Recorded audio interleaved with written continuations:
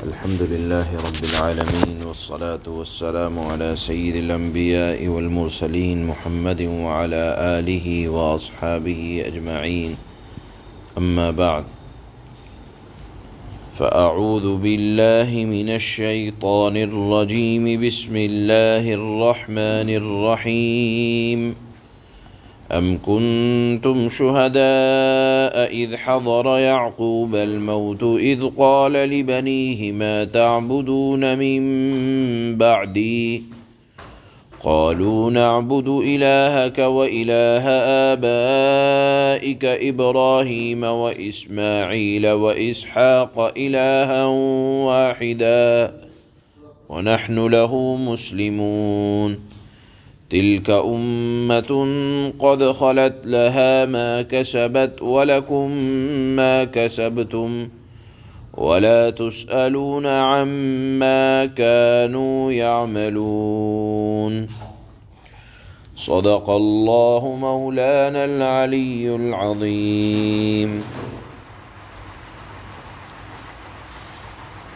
اس آیت کا تعلق اس بات سے ہے کہ یہودی یہ دعویٰ کیا کرتے تھے کہ حضرت یعقوب نے اپنے وفات کے وقت سب بچوں کو جمع کیا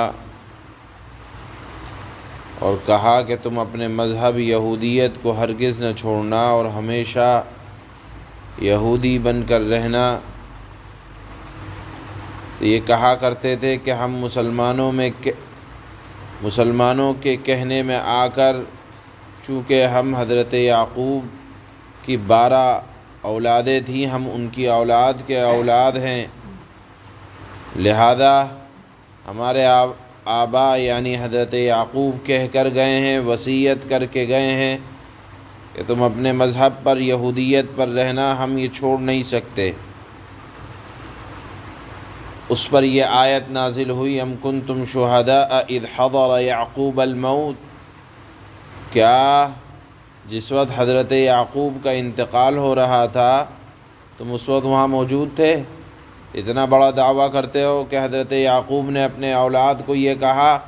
تم موجود تھے، تمہارے پاس کوئی خبر ہے، کوئی اطلاع ہے؟ یقیناً نہیں ہے. تو سنو، حضرت یعقوب علیہ السلام نے اپنے بیٹوں سے کیا کہا. اللہ فرماتے ہیں اذ قال لبنیہ ما تعبدون من بعدی. انہوں نے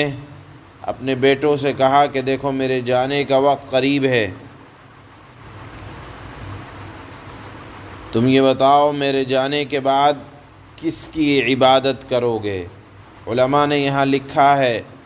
کہ انبیاء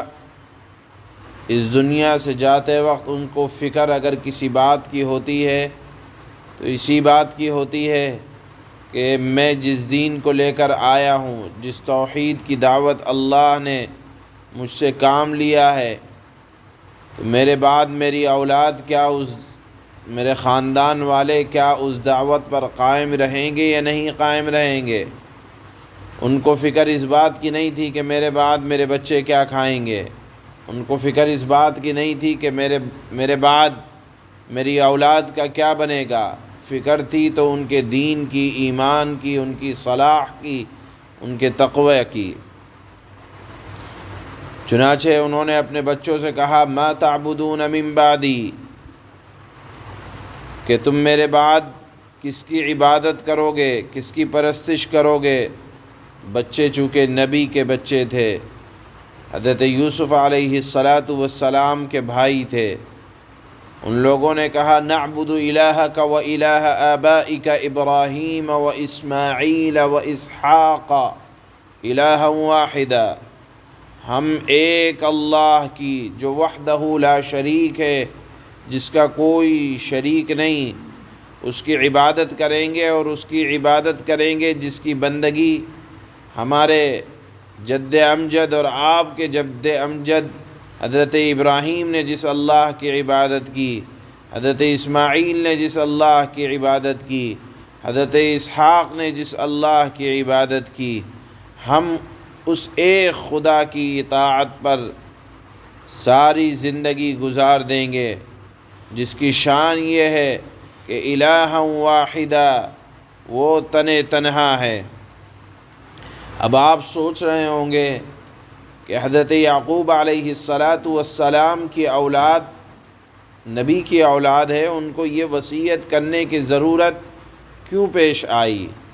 تو آپ یہ بھی جانتے ہیں کہ حضرت یعقوب علیہ السلام یہ مصر میں آ کر حضرت یوسف علیہ السلام کے زمانے میں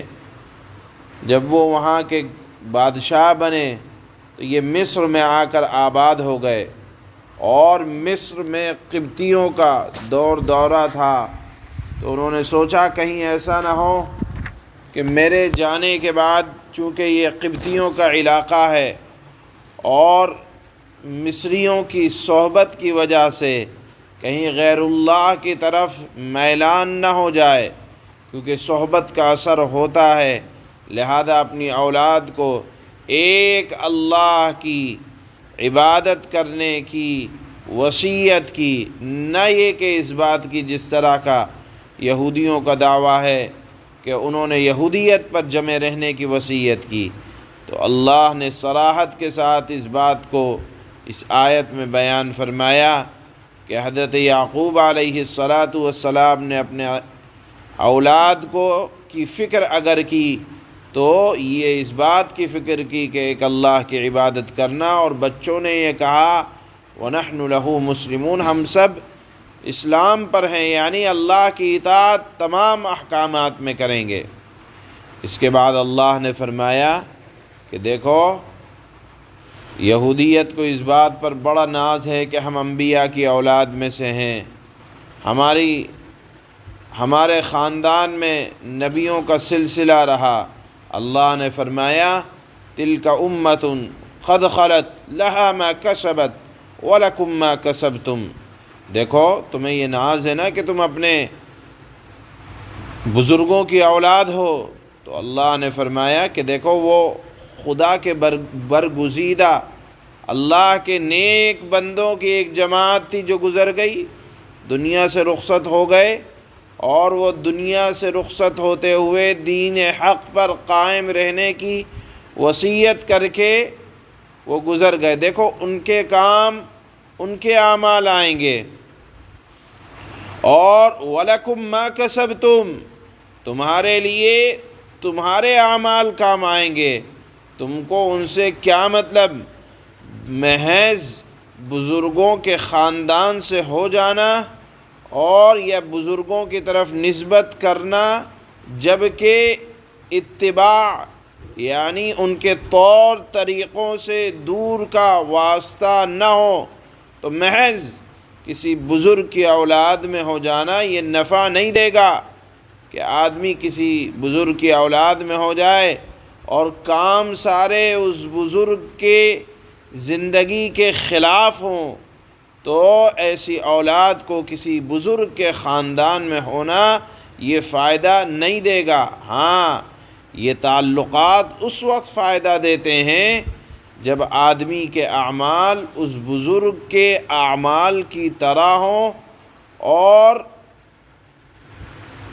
وہ بزرگیت کا خاندان میں ہو، تو یہ ڈبل جس کو کہا جاتا ہے نور علی نور۔ مثال کے طور پر ہم میں سے ہر ایک اپنی نسبت جناب رسول اللہ صلی اللہ علیہ وسلم کی طرف کرتا ہے، اور آپ علیہ السلام جس دین پر لائے ہم اس دین پر اگر قائم ہیں تو ہماری یہ نسبت بڑی کارگر ہے، اس معنی کر کہ اللہ کے نبی صلی اللہ علیہ وسلم ہر مؤمن کی سفارش فرمائیں گے اور شفاعت کا حق حاصل ہوگا۔ تو معلوم یہ ہوا کہ اگر عقیدے کے اعتبار سے بزرگ کے عقیدے کے مطابق، بزرگوں کے عقیدے کے مطابق ہمارا عقیدہ ہو تو یہ خاندانی شرافت کام آئے گی، اور اگر نہیں ہے، بزرگوں کا عقیدہ کچھ اور تھا تو وہ تو کر گزر گئے اپنی زندگی میں بڑے بڑے اچھے کام، تو اگر عقائد کے اندر خلاف ہے تو پھر محض کسی خاندان میں ہو جانا یہ کام نہیں دینے والا۔ اسی کو اللہ نے فرمایا تِلْكَ أُمَّةٌ قَدْ خَلَتْ لَهَا مَا كَسَبَتْ وَلَكُمْ مَا كَسَبْتُمْ، تمہارے کام آئے گا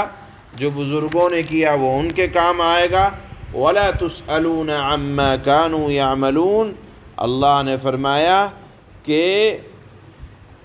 تم سے پوچھا نہیں جائے گا کہ وہ کیا کیا کرتے تھے، تم سے تو تمہارے اعمال کے متعلق اللہ سوال کریں گے، تم اپنے اعمال کے بارے میں جواب دہ ہوگے، بزرگوں سے متعلق تم سے پوچھا نہیں جائے گا۔ اس کو اللہ نے یہاں اس آیت میں بیان فرمایا۔ اللہ فرماتے ہیں حضرت یعقوب کی وصیت کا ذکر کرتے ہوئے، ام کنتم شہداء اذ حضر یعقوب الموت اذ قال لبنیہ ما تعبدون من بعدی قالوا نعبد إلهك وإله آبائك إبراهيم وإسماعيل وإسحاق إلها واحدا ونحن له مسلمون۔ کیا اے یہودیو اس وقت تم موجود تھے جب یعقوب کی موت کا وقت آیا تھا، جب انہوں نے اپنے بیٹوں سے کہا تھا کہ تم میرے بعد کس کی عبادت کرو گے؟ ان سب نے کہا تھا کہ ہم اسی ایک خدا کی عبادت کریں گے جو آپ کا معبود ہے اور آپ کے باپ داداؤں ابراہیم، اسماعیل اور اسحاق کا معبود ہے، اور ہم صرف اسی کے فرما بردار رہیں گے،